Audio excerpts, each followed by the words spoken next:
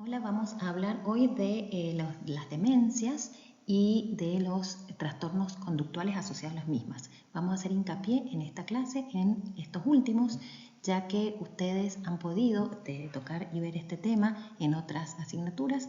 por ejemplo en neurología. Entonces, igual vamos a hacer un repaso de los principales conceptos relacionados a las demencias.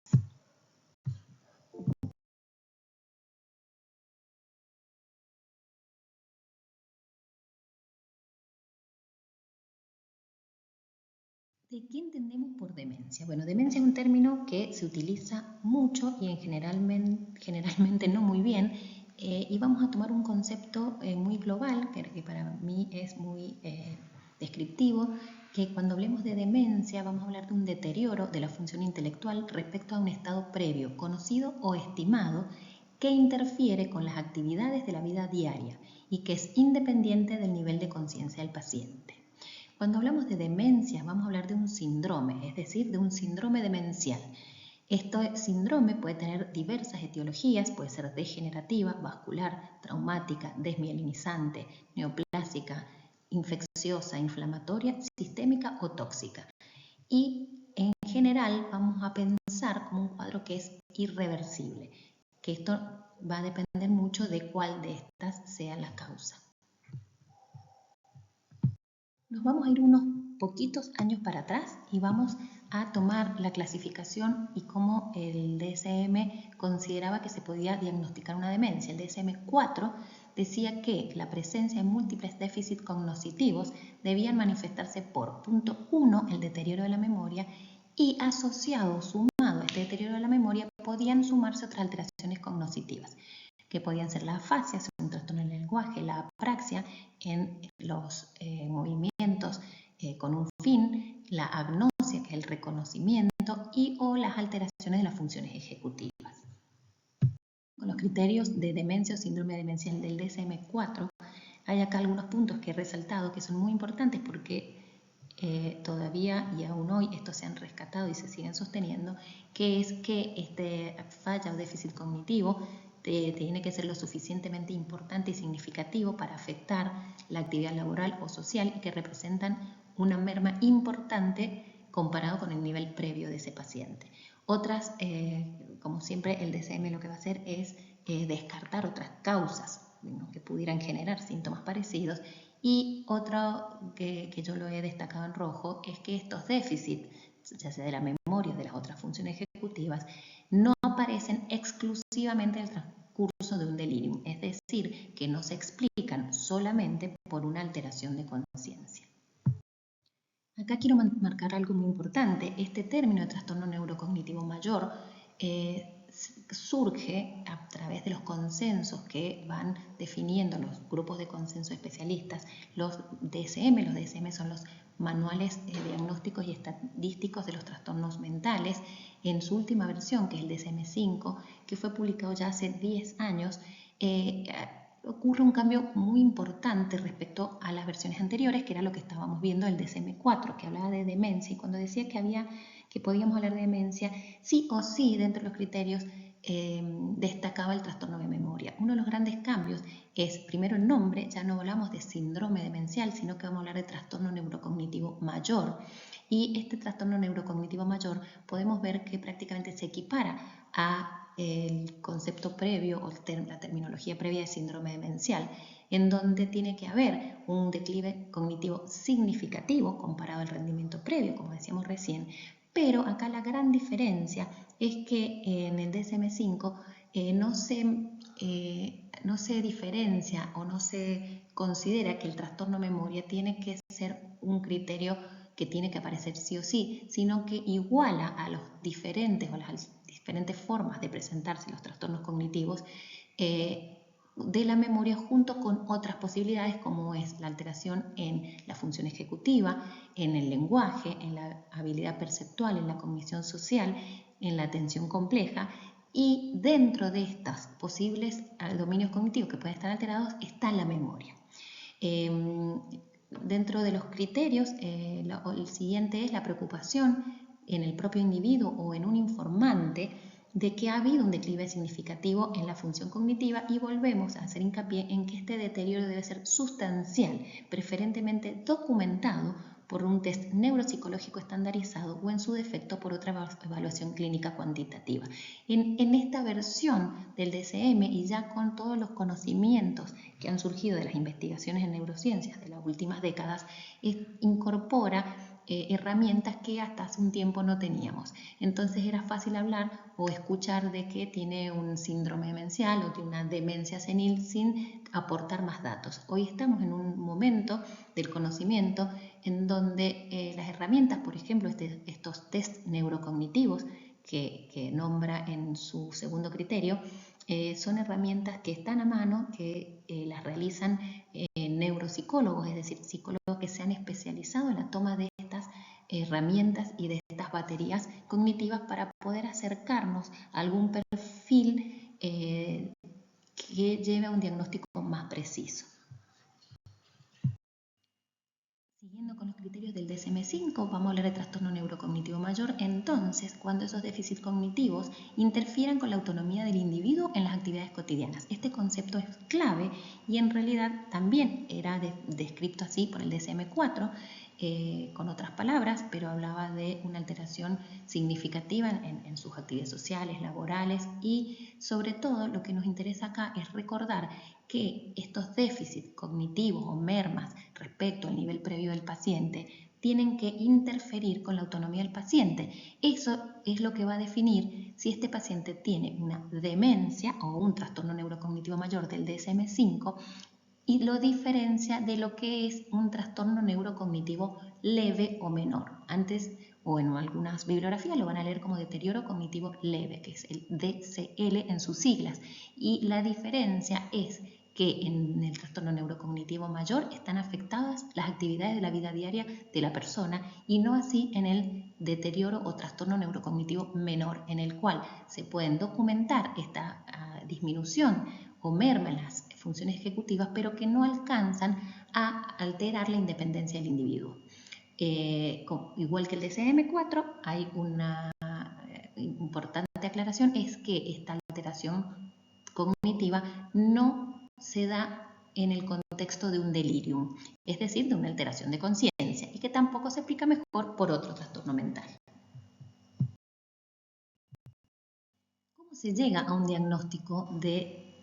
trastorno neurocognitivo mayor? Bueno, lo primero, como en toda la psiquiatría y en toda la medicina, vamos a necesitar el interrogatorio al paciente, pero en estos casos no se puede llegar a un diagnóstico si no incorporamos también los datos que nos pueda dar un informante, es decir, solo con lo que el paciente nos pueda decir, la mayoría de las veces esto nos va a resultar insuficiente, ya que muchas de estas enfermedades se acompañan de lo que se denomina anosognosia, que es la falta de conciencia de enfermedad, digamos, y de darse cuenta de esto que les pasa. Entonces, la incorporación del informante es clave. También se requieren estudios complementarios. El laboratorio de screening normalmente es para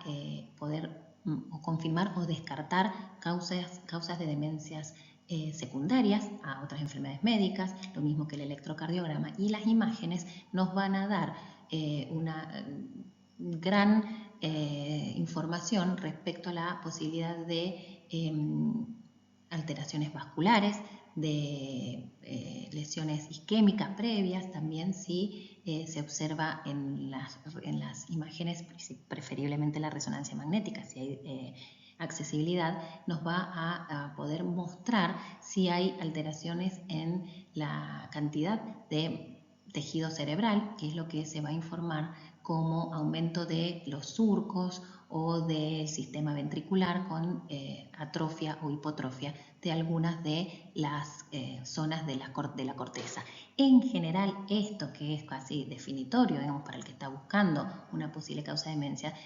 son signos muy tardíos. Normalmente los síntomas clínicos comienzan mucho antes de lo que la resonancia nos puede brindar, pero en algún momento de la evolución del cuadro suele ser definitorio y si no también nos va a servir para descartar. Y lo que les decía recién y les hablaba de la evaluación neurocognitiva o neuropsicológica, que son baterías estandarizadas que van a ir barriendo, digamos, de alguna forma cada una de las funciones cognitivas superiores, tanto la atención, el lenguaje, los distintos tipos de memoria, y todo esto está baremado y va a estar, son evaluaciones que se hacen con herramientas validadas que comparan con individuos sanos de la misma edad. Cuando se solicita una evaluación neuropsicológica, neurocognitiva, lo que nos arroja, digamos, al clínico es un perfil cognitivo de determinado tipo que además también nos va a dar una idea de la gravedad del déficit. Hoy no nos vamos a detener en revisar de nuevo cada una de estas demencias. Generalmente cuando ya le ponemos un apellido a la demencia ya no hablamos de trastorno neurocognitivo, salvo que necesitemos realizar un informe o una codificación según el DSM, sino generalmente vamos como a volver a reflotar este término viejo de demencia. Si ya hasta ahora vamos a saber que es lo mismo que el trastorno neurocognitivo mayor y que los criterios actuales que vamos a utilizar son los del trastorno neurocognitivo mayor, pero por una cuestión de consenso y de conocimiento, digamos, de la comunidad científica, no psiquiátrica y no neurológica, el término demencia sigue siendo un término que se utiliza en la clínica. Entonces vamos a hablar de demencia o enfermedad de Alzheimer, demencia con cuerpos de Lewy, demencia vascular, la degeneración lobar frontotemporal o demencia frontotemporal, la enfermedad de Parkinson con demencia y las demencias mixtas. En este orden son las que son estadísticamente más frecuentes. Como ustedes pueden ver, de este listado, la única demencia no neurodegenerativa, sino que tiene una causa conocida y que se puede prevenir, es la demencia vascular. Y las demencias mixtas, que en general son demencias de alguno de estos otros tipos asociadas a una demencia vascular por la frecuencia que tenemos en nuestra población general y sobre todo en la población adulta mayor de factores de riesgo cardiovasculares. Este cuadrito me gusta porque nos ayuda a recordar varias cosas. Lo primero es a desterrar ese concepto antiguo en donde se consideraba que todas las demencias o un diagnóstico de demencia era inexorablemente un diagnóstico de una patología irreversible y progresiva, para pensar que hay algún pequeño grupo de enfermedades que pueden producir un cuadro clínico igual a aquellas, muy parecido a aquellas enfermedades neurológicas irreversibles como la enfermedad de Alzheimer, la demencia por cuerpo de Lewy, la frontotemporal, el Parkinson, la parálisis supranuclear progresiva y el complejo de esclerosis lateral amiotrófica y demencia, que son todas degenerativas, irreversibles y progresivas. Pero también hay otro pequeño grupo de causas que producen estos síntomas que pueden ser ya sea tratables, es decir, que podemos hacer con el tratamiento que la enfermedad no progrese, e incluso muy poquitas de ellas también pueden ser reversibles. Podemos ver acá que aproximadamente un 5%, y que en realidad justamente estas demencias reversibles pensadas asociadas a drogas o metabólicas y disendócrinas, lo que nos van a decir es que tenemos que hacer un esfuerzo muy grande para poder descartar estas posibles causas. Si bien son las menos frecuentes, son aquellas en donde el pronóstico, si yo descubro la causa y la trato, va a ser completamente distinto. Por eso, cuando dijimos que necesitamos un screening para todo paciente que sospechamos un cuadro demencial, dentro de este screening vamos a incorporar todas aquellas posibles causas de demencias tratables o reversibles, como son el HIV, la sífilis y sobre todo, y algo que debe hacerse de rutina en estos pacientes, es solicitar la TSH para descartar un hipotiroidismo y los déficits de vitamina, sobre todo la vitamina B12 y el ácido fólico, ya que cualquiera de estas patologías pueden producir un trastorno neurocognitivo mayor debido a estas patologías y que vamos a cambiar el pronóstico tratando la causa de base.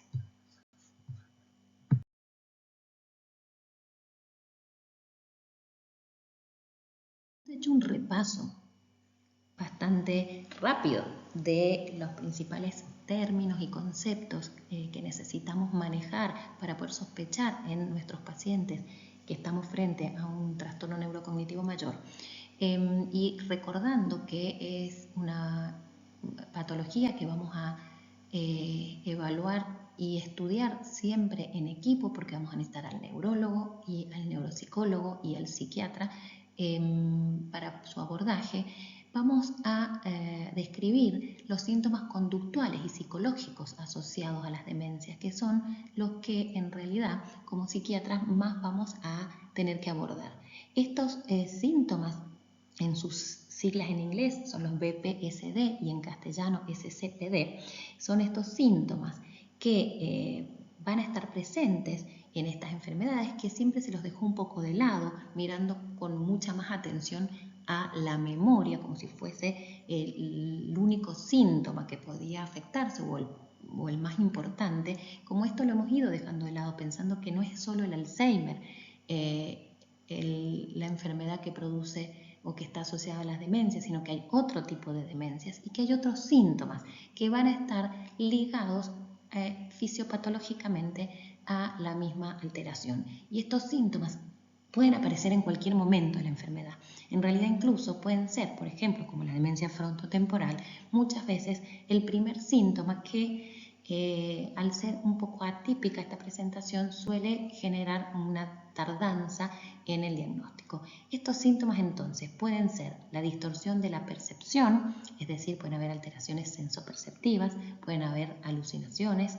pueden haber alteraciones en el contenido del pensamiento, es decir, ideas delirantes, pueden haber alteraciones del ánimo, muchas veces configurado como un síndrome depresivo o incluso una manía, y pueden haber alteraciones en la conducta, que a menudo se presentan en pacientes con demencias. Esta es la definición de la International Psychogeriatric Association. En los estadios moderado a severo se suelen aparecer en la enfermedad de Alzheimer y en la demencia vascular, pero tenemos que incorporar esta idea de que pueden verse desde el inicio principalmente en la demencia frontotemporal y en la demencia por cuerpos de Lewy. Y son los síntomas que más impacto tienen en la calidad de vida del paciente y su familia y son los que generalmente determinan la inclusión de estas personas en hogares que los puedan acompañar en forma permanente. Vamos a pensar a la demencia no solo como una alteración cognitiva, menos solo como una alteración de memoria, sino que las áreas cognitiva, conductual y funcional de estas personas deben solaparse de alguna forma y estar afectadas en mayor o en menor medida para configurar un cuadro de lo que hoy conocemos como demencia o trastorno neurocognitivo mayor. Clave a tener en cuenta en esta otra gran dimensión de la posibilidad de expresarse estos cuadros es que el 90% de las personas con demencia presentan alguno de los síntomas en algún momento de la enfermedad, que van a tender a empeorar a medida que la enfermedad avanza, que debemos considerar siempre las intervenciones no farmacológicas antes de las intervenciones farmacológicas, que estos trastornos de conducta psicológicos suelen ser recurrentes e incluso persistentes si no se tratan y que deterioran la calidad de vida y el estrés del cuidador de forma incluso mucho a veces más desgastante que el déficit de memoria y suele ser un factor crítico para la hospitalización o inclusión de estas personas en hogares geriátricos. Si bien vamos a repasar algunas de estas alteraciones, podemos pensar y averiguar y buscar que hay conductas leves que ya son expresión de estas patologías, sobre todo cuando uno ya tiene el diagnóstico a mano, digamos, que son la labilidad emocional, el llanto, que muchas veces los familiares lo confunden o lo traen al paciente a la conducta pensando que tiene una depresión. La depresión también puede ser un síntoma, siempre que cumpla con todos los criterios que uno necesita para pensar en un síndrome depresivo, la irritabilidad, la rigidez en las ideas y las conductas, las preguntas repetitivas, generalmente acompañadas de perseveraciones, y la suspicacia, la ideación paranoide o autorreferencial. Después, a medida que avanzan en general estos cuadros, se van incorporando algunos trastornos de conducta más severos, algunos que generan más intolerancia, como los errores de identificación y falsos reconocimientos. La apatía, que ya vamos a ver un poquito más de este síntoma, que también ha sido como bastante dejado de lado durante muchos años y suele ser un motivo de consulta bastante frecuente y de bastante difícil comprensión para la familia. Otras, la agitación, la inquietud, los gritos y las conductas inapropiadas y desinhibición. Ya, digamos, de estirpe más psiquiátrica, podríamos hablar de ideas delirantes, alucinaciones, también insomnio y ansiedad, y conductuales, lo que es la agresividad física, la deambulación errática o wandering, la agitación, es decir, pasar ya a trastornos psicomotores un poco más profundos, y la confusión al atardecer o sundowning. Este es, digamos, como un pequeño listado de los síntomas conductuales y psicológicos más frecuentes y en un rango, digamos, de los más leves a los más graves.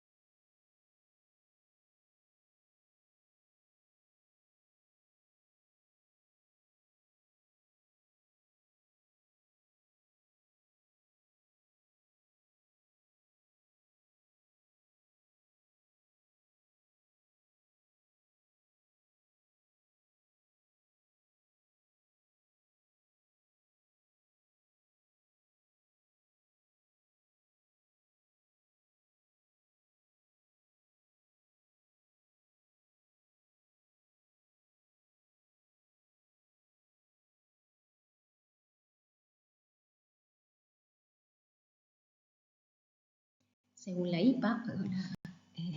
la Asociación Internacional de Psicogeriatría, teniendo en cuenta todas las demencias, los síntomas más frecuentes son los delirios, seguidos por la apatía, la agitación, los síntomas afectivos, la ansiedad, los arrebatos verbales y, por último, las alucinaciones.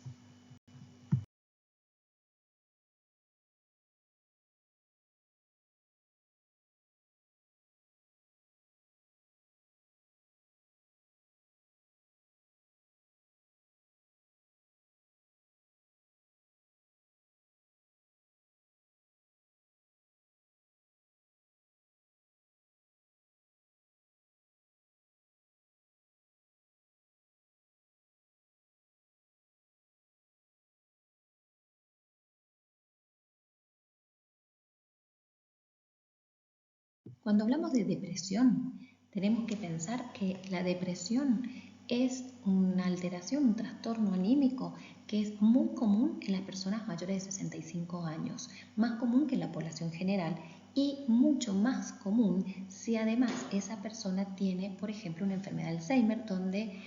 el porcentaje puede llegar a un 50% de la población con enfermedad de Alzheimer.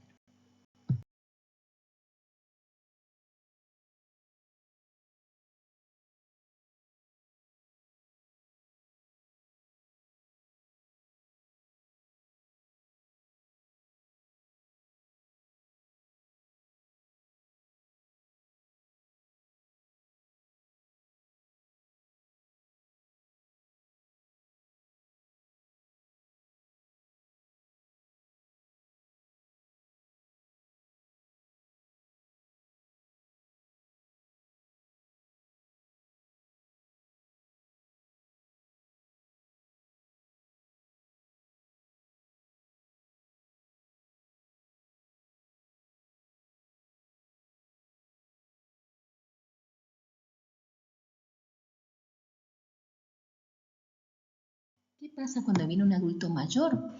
que consulta por un cuadro depresivo. Bueno, esta es una de las situaciones más comunes y a la vez más complejas. Siempre que haya una persona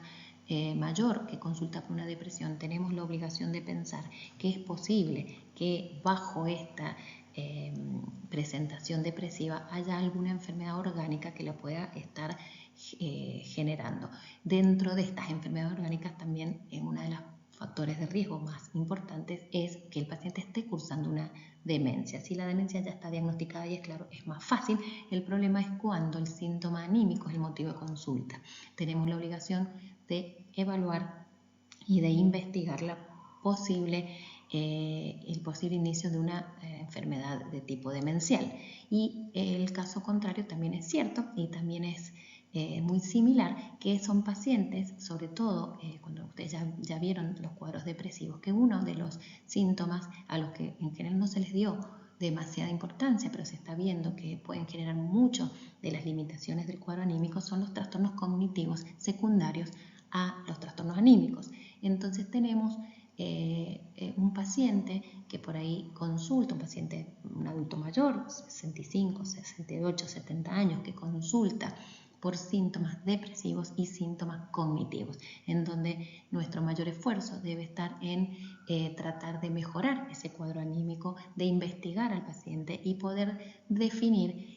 si estamos frente a un paciente con un cuadro anímico que afecta su capacidad cognitiva, que es lo que se conoce y se ha conocido siempre como pseudodemencia depresiva, en donde si yo mejoro ese cuadro anímico, esos trastornos cognitivos también van a mejorar, o si por el contrario puede ser un paciente que consulte por síntomas depresivos que van a mejorar parcialmente con la medicación, pero que una vez mejorado el trastorno anímico a veces hasta se pone más en evidencia el trastorno cognitivo, que es lo que lo está generando. Bueno, además de la complejidad que les comentaba recién, la depresión o los síntomas depresivos es muy común que aparezcan en estos pacientes con y sin demencia, ya que además es una época de la vida en donde pueden haber habido muchas pérdidas, ya sea pérdidas familiares, de amigos, del empleo, puede haber jubilación, una pérdida del rol social previo, divorcios, sentimiento de soledad, aislamiento, enfermedades físicas. Son, digamos, la aparición de la depresión la podemos pensar muchas veces como una depresión no solo causada por una enfermedad orgánica, como en algunos casos de demencias, por ejemplo, de tipo vascular o de algunas subcorticales como el Parkinson y Huntington, en donde la depresión es un síntoma más de esa afección neurológica, sino que en muchos otros casos los síntomas depresivos tienen un motivo y también pueden ser reactivos.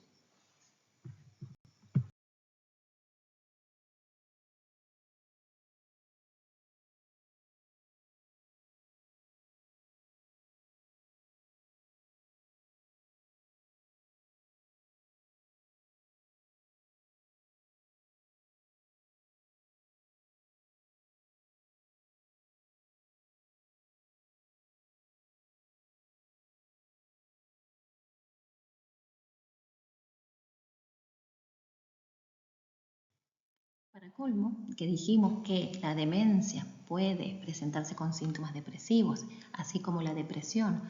puede presentarse y ser un motivo de consulta los síntomas cognitivos, tenemos muchos síntomas que los podemos encontrar en ambas alteraciones, como son la alteración de la concentración, las fallas de memoria, la pérdida del interés y el abandono de las actividades sociales. Y esto hace que sea muy importante investigar concienzudamente al paciente, como dijimos, a través del interrogatorio directo, indirecto, del screening, de las imágenes y de las evaluaciones neuropsicológicas para poder discernir frente a qué cuadro estamos. Y muchas veces el tratamiento y la evolución es lo que nos va a dar la respuesta.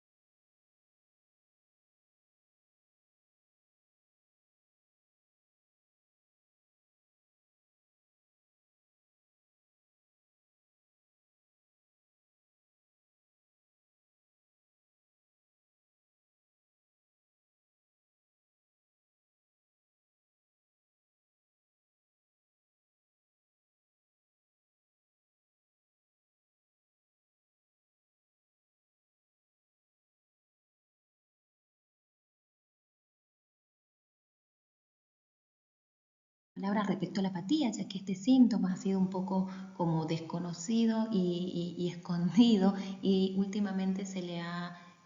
como vuelto a dar importancia y se está estudiando bastante, porque es un síntoma que muchas veces se confunde con depresión para el ojo clínico, digamos, no muy entrenado, y sobre todo para los familiares. Los pacientes con demencia muchas veces son traídos por los familiares, donde el motivo de consulta del familiar es que el paciente está deprimido, y en realidad lo que el paciente presenta es una reducción en la motivación, en el interés y en la iniciación de la acción y la reactividad emocional. Entonces es un síntoma en el cual una de las principales diferencias es que el paciente con apatía no suele quejarse de este estado, no tiene un malestar subjetivo. En cambio, el paciente que tiene síntomas depresivos, aún teniendo una demencia, suele tener una queja al respecto y un pedido de ayuda. Es más común de lo que se pensaba, mucho más común en demencias vasculares y demencias asociadas al Parkinson, y también es un síntoma muy frecuente en enfermedad de Alzheimer, pero no suele verse tanto al inicio del cuadro, sino a medida que éste progresa.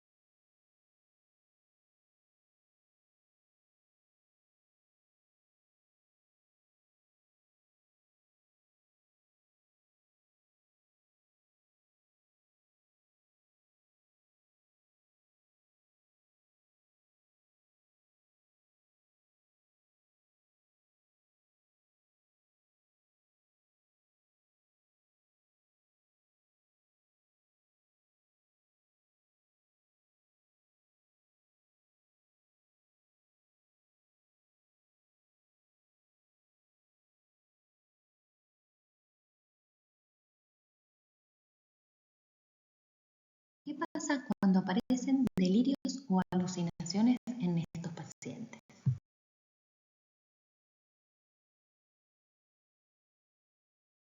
Vamos a hablar de síntomas psicóticos. Se considera que el paciente padece una psicosis cuando tiene ideas delirantes o alucinaciones de manera intermitente en el curso de la enfermedad, al menos durante un mes, y estos síntomas alteran su conducta. Estos síntomas psicóticos en las enfermedades neurodegenerativas surgen de disfunciones cerebrales específicas que pueden o no estar asociadas al deterioro cognitivo. A veces son expresión del declive cognitivo, pero muchas otras hay una disociación que sugiere mecanismos fisiopatológicos independientes.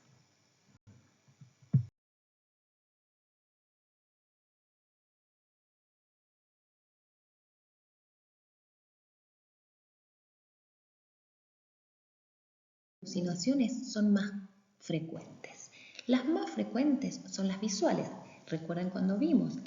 las alteraciones sensoperceptivas, y siempre decimos que una de las diferencias semiológicas más importantes es que el tipo de alucinación nos puede guiar más hacia una psicosis endógena o a una psicosis exógena. En este caso, en el caso de las demencias, estaríamos hablando de psicosis exógenas crónicas, a diferencia de lo que es un delirium o un trastorno de conciencia, que es una psicosis exógena aguda. Y recordemos que siempre que hablamos de psicosis exógena, decimos, bueno, hay que tener mucho cuidado y prestar mucha atención cuando las alucinaciones se presentan en su modalidad de alucinaciones visuales. Esto no quiere decir que no puedan aparecer alucinaciones auditivas, y en general aparecen asociadas a las visuales. También, y con mucha menos frecuencia, pueden aparecer alucinaciones olfativas, gustativas o táctiles. Las alucinaciones van a tener las características de las alucinaciones verdaderas, suelen ser muy reales y perturbadoras. Y también, con bastante frecuencia, estas alteraciones sensoperceptivas aparecen como ilusiones patológicas, es decir, que deforman objetos reales y falsos reconocimientos. Y muy importante es tener en cuenta que pueden aparecer en el transcurso de un trastorno de conciencia, y ya estaríamos frente a un cuadro de delirium que también puede aparecer con estos síntomas psicóticos. Respecto a las ideas delirantes en los pacientes con trastornos neurocognitivos más frecuentes frecuentes son las ideas de hurto, de abandono, de persecución e infidelidad. En este caso, estas ideas sí suelen estar mucho más asociadas al déficit cognitivo, a la falta de reconocimiento del ambiente, de los familiares, de las personas que lo acompañan, de no saber a dónde han dejado sus propios objetos personales. Entonces, bueno,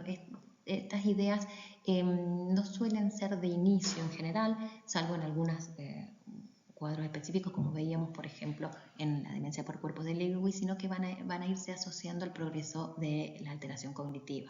También son frecuentes los falsos reconocimientos o esta mezcla entre alteración en la percepción y la posterior génesis de una idea delirante que puede aparecer, por ejemplo, cuando no reconocen a las personas o al lugar en el que están. Y si los delirios ya son más complejos y configuran sistemas delirantes con mucha rigidez, con fallas del juicio crítico en forma más persistente, tenemos que pensar y descartar la posibilidad rara, pero que pueda existir, de una esquizofrenia a comienzo tardío. Pero en este caso no aparecerían o no serían tan evidentes los trastornos cognitivos. Ahorita aparte merece la demencia por cuerpos de Lewy en cuanto a las alucinaciones visuales, que son el síntoma, uno de los síntomas más tempranos de la enfermedad y muchas veces un motivo de consulta que incluso aparece antes del trastorno o del inicio del resto de los trastornos cognitivos. Por lo tanto, esto generalmente genera una dificultad en el diagnóstico y hay que estar muy atentos para buscarlo. Las alteraciones o las alucinaciones en estos pacientes suelen ser imágenes detalladas, vívidas, coloridas, tridimensionales o imágenes mudas de animales, personas u otros objetos. Suelen ser recurrentes y complejas y a veces ocurrir varias veces por día. Generalmente, como casi todos los trastornos o los síntomas psicóticos, hacerse más frecuentes en la tarde o en la noche, asociadas a trastornos del sueño, y tienden a persistir en el tiempo. Lo que suelen tener estos pacientes es escasa respuesta emocional de estas alucinaciones, las describen, las comentan, no con mucha seguridad. Muchas veces también los pacientes las refieren como alucinaciones periféricas, como que ven pasar una sombra o ven a alguien que pasa por el costado y se dan vuelta y no están, pero con muy poca resonancia afectiva. Y se considera que por las afectaciones donde suele estar más alterada la corteza en estos pacientes, que es la corteza de las asociaciones visoespaciales.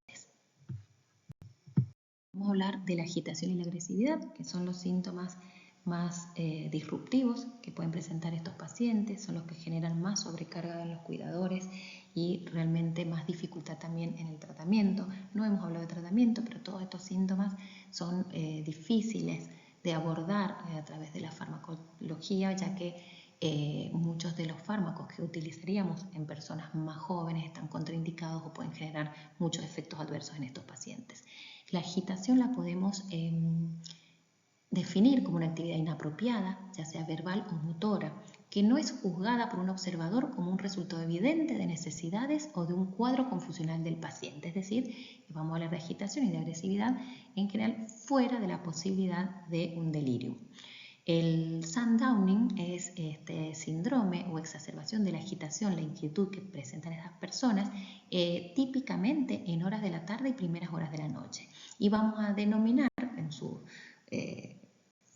con su palabra en inglés el wandering o deambulación, que es otra forma de agitación, que son estos pacientes que caminan y se movilizan en exceso sin un aparente objetivo, carentes de algún deseo o necesidad.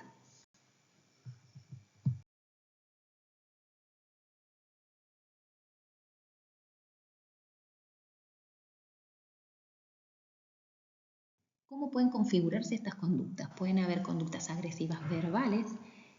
conductas agresivas físicas. También pueden haber conductas verbales no agresivas que son resultado de una intensa inquietud y agitación, como preguntas o pedidos persistentes, llamados, negativismo, órdenes, quejas permanentes, interrupciones, perseverancias. Y pueden haber conductas físicas también no agresivas que estarían dentro del concepto de agitación, como la inquietud, manipulación de objetos, ocultar cosas, vagabundeo, negativismo, vestirse en forma inadecuada o conductas sexuales inapropiadas.